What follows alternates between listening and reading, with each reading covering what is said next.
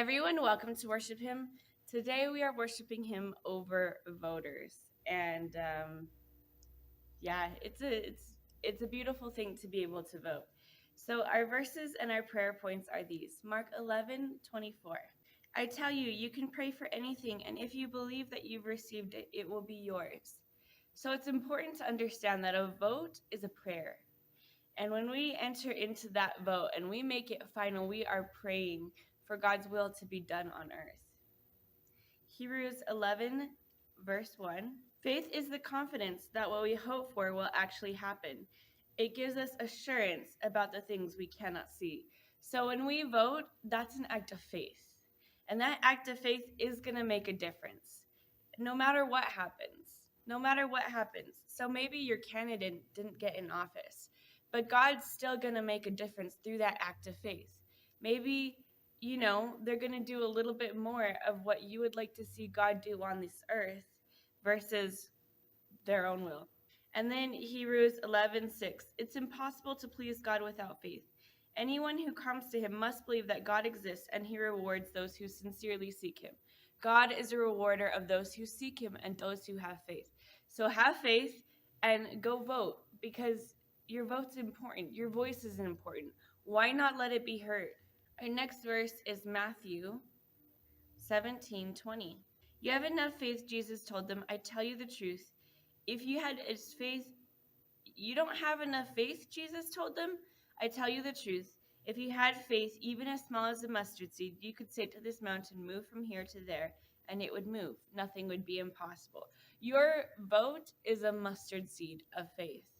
And when you put that thing in the machine, you are basically putting your request into the kingdom of heaven.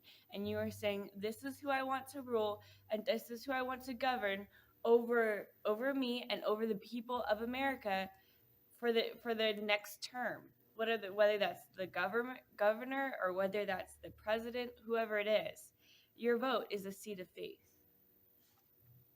Matthew 21:20. The disciples were amazed when they saw this, and they said, how did the fig tree wither so quickly? Jesus told them, I tell you the truth, if you have faith and don't doubt, you can say things like this and much more. You can even say to this mountain, may you be lifted up and thrown into the sea, and it will happen. You can pray for anything, and if you have faith, you will receive it. Have faith today. Be encouraged today, because your acts of faith are making a difference on this earth. Your acts of faith are protecting future generations. Your acts of faith are bringing generations into God. Your acts of faith are bringing healing and restoration to people around the earth. So have faith. And yes, I'm talking about voting, but I'm also talking about having faith and serving one another and loving one another just as Christ has served and loved us. In fact, actually, your vote is the greatest way that you can serve it's one of the greatest ways that you can serve the American people. The other one is to preach the gospel. So vote and then go preach the gospel. And you're serving the American people in the greatest way that you can. All right, so whatever you ask for in faith, it's yours, because God is a good father. Romans 1:13. I want you to know, dear brothers and sisters, that's not the right verse. Romans 13:1. Everyone must submit to the governing authorities, for all authority comes from God, and those positions of authority have been placed there by God. Guess what? You're the governing authority, because that's how America was created. America was created that the people were the governing authority. In fact, the state government and the federal government's job is to serve the people. We're not to serve them, they're to serve us. That's what the whole republic is built upon. It's built upon us having the power to say who we want over us and to vote for them. So if you're the governing authority today, you need to exercise that governmental authority and go vote, because it has power, not just on earth, but in the heavenly realms. It has power. It has power when you say in heaven, this is who I want over the people of America.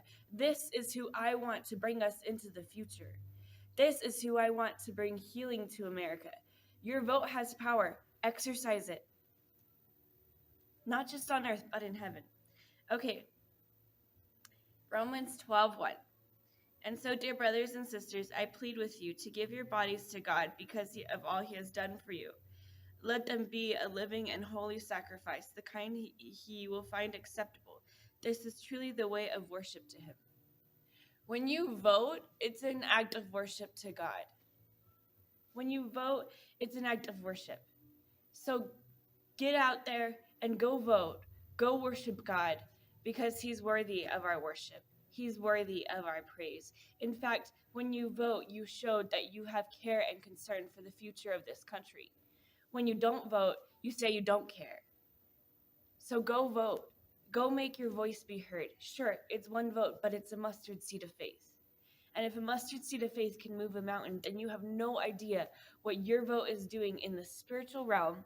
And if you didn't know, whatever happens in the spiritual realm, when it breaks through, when it's fully completed, it happens in the physical realm. So go make your voice be heard and go vote. So that's my prayer points today. I also wanted to talk to you about one more thing, and that's our authority on the earth. When God created Adam and Eve, he gave Adam and Eve authority over the earth. And then they gave that authority over to Satan when they ate the fruit. Well, when Jesus died and rose again, he took the authority from Satan back. But guess what? He didn't keep it.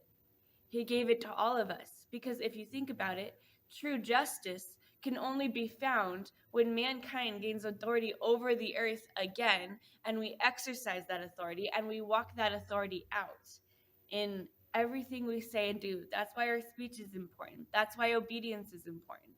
Because we're exercising authority in what we say and do, and that's going to release life or that's going to release death.